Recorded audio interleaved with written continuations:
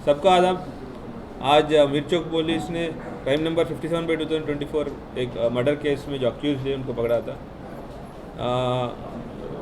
चीज़ें कि 18 तारीख को सुबह एक मर्डर हुआ था मिर्चोक पीएस लिमिट्स में, जो कोटला लिजा एरिया पे हुआ था।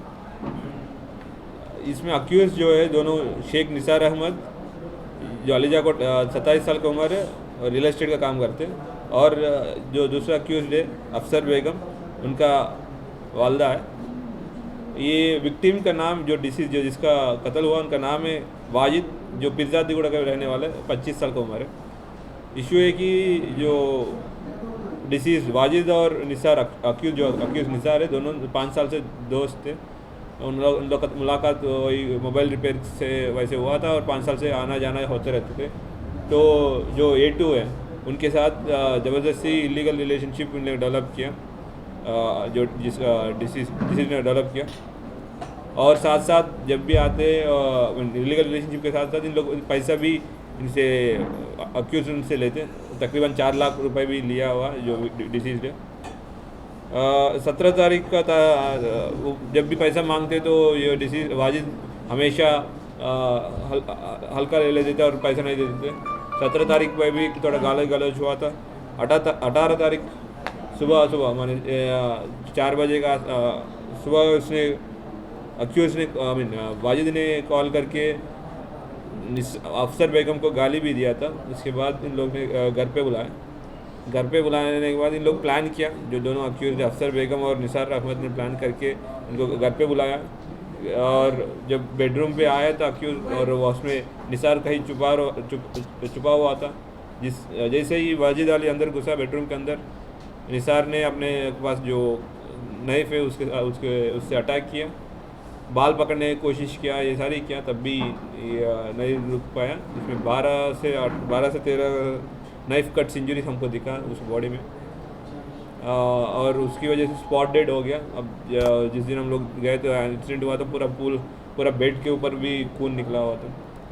एंड जो दोनों अफसर बेगम और निसार अहमद दोनों अपने कपड़े चेंज करके वहाँ से भाग गए। आज हम लोग को इन्फॉर्मेशन था कि वो MGBS पे से भागने की कोशिश कर रहे थे। हम लोग 11 बजे के आसपास पकड़ा था। ये पूरा जो ऑपरेशन है additional DCP south zone Jahangir का पूरा सुपरविजन पे हुआ था। ACP मिर्चोक वेंकटेश्वर राव गारू भी पूरा अपना गाइड करते हुए आए थे। स्पेशली इंस्पेक्टर मिर्चोक रविंदर और DI मिर्चोक दिलीप बहुत मेहनत की इन लोग को पकड़ने के लिए। साथ साथ क्राइम पीस WHC राजेश्वरी, दिनेश, संतोष, अनिल, यास्मीन सुल्ताना बहुत मेहनत किया इन लोग को पकड़ने के लिए। सभी लोग को हैदराबाद सिटी पुलिस के साइड से, south zone DCP south zone police के साइड से इन लोग को हम अप्रिशिएट कर रहे हैं, इतना मेहनत कर रहे हैं। तो और इस मौके पे हम सभी को रिक्वेस्ट कर रहे हैं, जब भी आपके एरिया में कोई अनसोशल एलिमेंट कुछ या कोई एंटी सोशल एक्टिविटी करते हुए आपको नज़र आते तो तुरंत लोकल पुलिस को इंटीमेट कर दीजिए। एंड साथ साथ अभी इलेक्शन का टाइम है, इलेक्शन कोड भी लागू हो चुके हैं। कोई भी anti social element anti social activity कर रहे हैं, कोई भी पॉलिटिकल पार्टी को नुकसान या उसको इलीगल फेवर कर रहे हैं तो हम लोग को इंटीमेट कर लीजिए, तो हम लोग उनके ऊपर ज़रूर एक्शन लेंगे। Thank you. जय हिंद। सर, वो जब आंदोलन किया आया था, जब बॉडी मिली उसकी बनियान में अंडरगारमेंट, तो वो शर्ट किस लिए उतारा? उसको मारने के लिए उतारा या कुछ और रीजन था? नहीं, अभी तो बोला ना, इसको A2 के साथ इलीगल रिलेशनशिप है, तो उस बहाने पे बुलाया अभी तो। Thank you. అందరికీ నమస్కారం। ఇవాళ మిర్చోక్ పోలీస్ ఒక మర్డర్ అక్యూజ్ని పట్టుకోవడం జరిగింది। Crime number 57/2024 302 IPC case. దీనిలో ఇది 18వ తారీఖు తెల్లారి 7 నుంచి 11 మధ్యలో జరిగింది, కోట్లలిజా ఏరియాలో జరిగింది। అదే విషయానికి వస్తే, చనిపోయిన అతని పేరు వాజిద్ అలీ, వయసు 27 సంవత్సరాలు। అక్యూజ్లు A1 నిసార్ అహ్మద్, తన వయసు కూడా 27। తర్వాత ఇంకో అక్యూజ్ అఫ్సర్ బేగం, అమ్మాయి వయసు 45 years, అక్యూజ్ A1 వల్ల తల్లి। నిసార్ మరియు వాజిద్ చాలా సంవత్సరాల నుంచి 5 సంవత్సరాల నుంచి దోస్తులు। మొబైల్ రిపేర్ ద్వారా పరిచయం ఏర్పడింది।